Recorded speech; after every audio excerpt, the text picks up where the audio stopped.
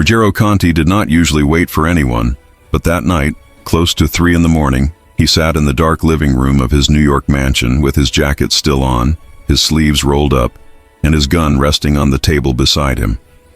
The house was silent, the city lights reflecting faintly through the tall windows. His men had gone home hours ago. The meeting was over. The tension with rival families could wait. But she couldn't. Grace, his maid, the woman he had barely noticed for months, always moving quietly through the hallways in her plain uniform, hair tied back, eyes lowered, voice soft.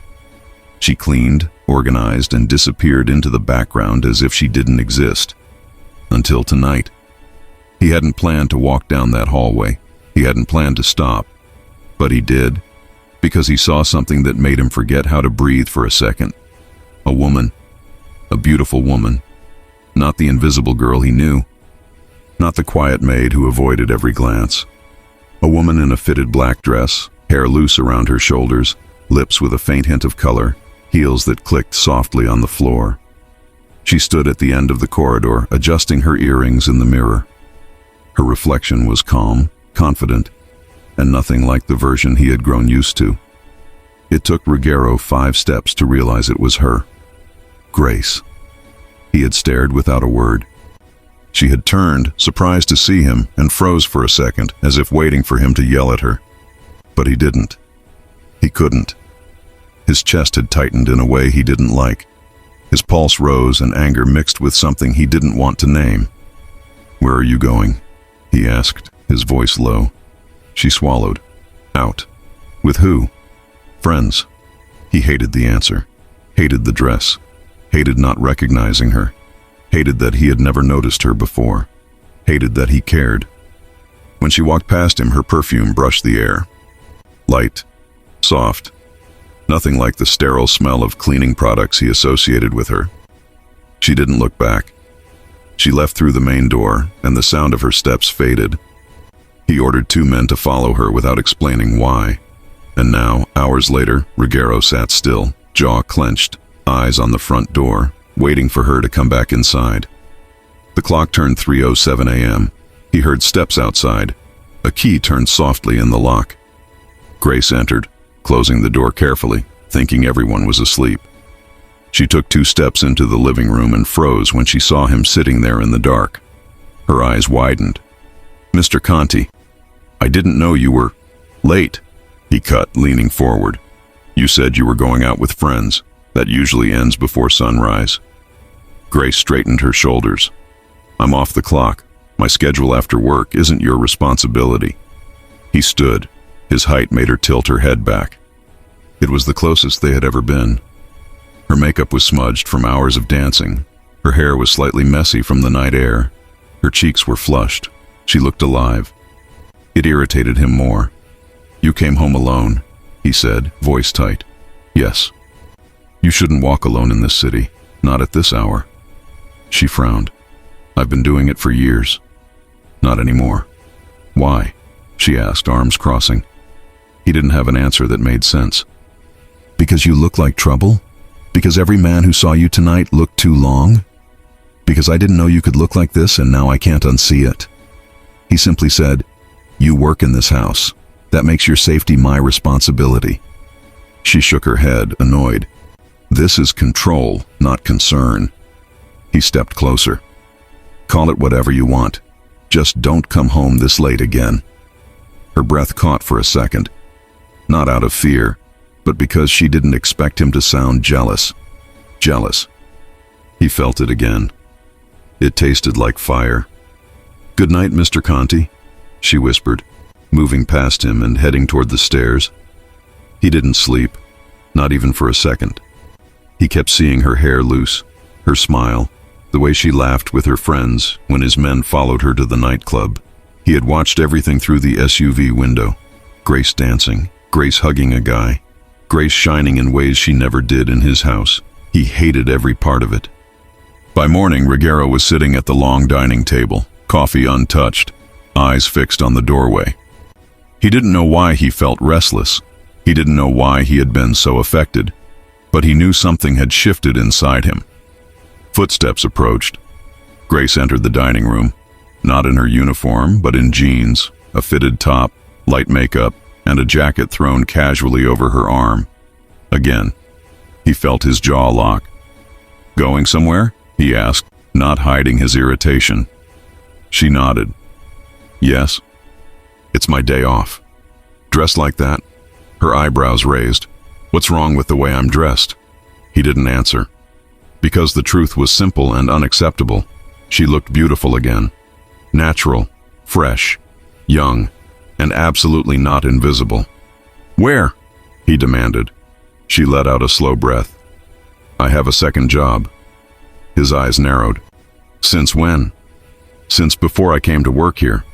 He stood. "Where is it?" "That's personal. It becomes my business if it puts you in danger." She shook her head. "I'm not in danger, Mr. Conti. I work at a club, bartending. That's it." "A club? The same one from last night?" The thought hit him like a punch. He stepped closer. "I'll drive you." "No," she answered immediately. "Absolutely not." He tilted his head slightly. No one denied him. No one. But she did. "I said I'll drive you," he repeated, firmer. "I said no. I don't want my boss showing up where I work. It would be strange and uncomfortable." Uncomfortable. He didn't understand why that word bothered him so much. "I don't like surprises," Ruggiero said. "And I don't like being followed," she shot back, her expression sharp. He froze. She knew. She had felt it. He didn't apologize. He never apologized. Instead, he walked around the table and grabbed his keys. "If you don't tell me the address," he said calmly, "I will find it myself." Grace closed her eyes for 1 second, frustrated, then gave him a tired look. "Please don't cause problems for me. I need that job." His chest tightened. "For money?" he asked. "Yes." He didn't like that answer either. He didn't like anything about this situation.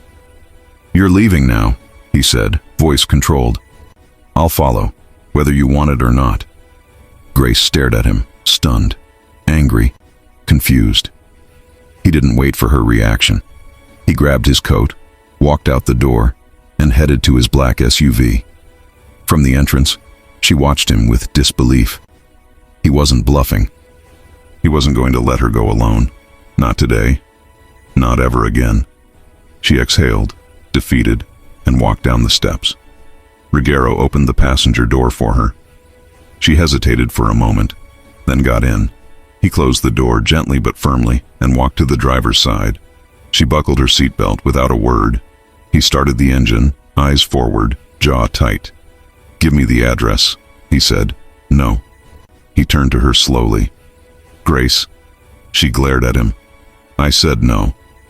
He inhaled once, deep, dangerous. "Then I'll follow you," he decided. She clenched her fists. "Fine." She stepped out of the car and walked down the driveway. He stayed behind her at a distance, letting her lead.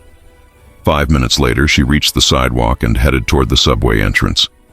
He followed from inside the SUV, the engine humming quietly. His eyes locked on her. She sensed his stare but didn't look back. Only when she was about to enter the station did she stop, turn, and face the SUV. The morning sunlight hit her hair. Her expression was annoyed, tired, and strangely sad. "Don't follow me to work," she said loudly enough for him to hear. Ruggiero lowered the window and leaned slightly toward her. "You don't get to decide that. You're my employer, not my owner. For now." She blinked. "What does that mean?" He didn't answer, not because he didn't know, but because he didn't like the answer forming in his mind. He watched her disappear into the subway station. 5 seconds. 10 seconds. He placed both hands on the steering wheel, fighting the urge to go after her. Then he started the engine again. He wasn't going home. He wasn't finished. Grace had a second life. A life he had never known. A life he was about to see up close. Because Ruggiero Conti followed her anyway. Straight to the nightclub. Straight to the place where she hid the version of herself she never showed him. Straight into the world that would break his control in ways he didn't expect. Ruggiero Conti did not belong in that kind of club, and everyone knew it the second he walked in. The bouncer at the door straightened his back. The music softened in his ears for a moment as his focus narrowed on the man in the dark suit, open collar, sharp eyes. People moved out of the way even though he did not ask. Ruggiero just walked, shoulders relaxed, expression calm, two of his men a few steps behind. Neon lights cut through the dim interior. The beat was loud, bodies close, drinks high in the air, and there she was. Grace stood behind the bar with her hair tied in a high ponytail, a black tank top, jeans, and an apron with a row of pens and bottle openers clipped to it. Her makeup was simple, but enough to bring out her eyes. She poured drinks with fast hands, smiled at customers, and shouted orders to the back with a strong, clear voice he had never heard in his house. She laughed at something a man said. The sound reached him under the music. Ruggiero stopped near the wall and watched. Ethan Collins stood beside her, mixing a drink and bumping her shoulder playfully. Grace rolled her eyes, smiled, and moved around him with ease. They were comfortable, close, used to each other. Ruggiero's hands curled slowly into fists. "Boss?" one of his men asked at his side, unsure. "You want a table?" Ruggiero tore his gaze from the bar and scanned the room. "That corner," he said, pointing to a high table with a view of the entire floor. "Nobody else sits near us." "Yes, sir." In minutes, the staff had cleared the area. No one asked why. Nobody wanted trouble. Ruggiero sat with his back to the wall. From there, he saw everything. The bar, the dance floor, the entrance, the emergency exits, and Grace. She noticed him 10 seconds later. Her entire body stiffened. The glass in her hand almost slipped. Her eyes widened, and for a moment she just stared. The music, the people, the lights kept moving around her, but she stood still, shock written all over her face. Ethan followed her line of sight. His expression changed from relaxed to tense in 1 second. He whispered something to her,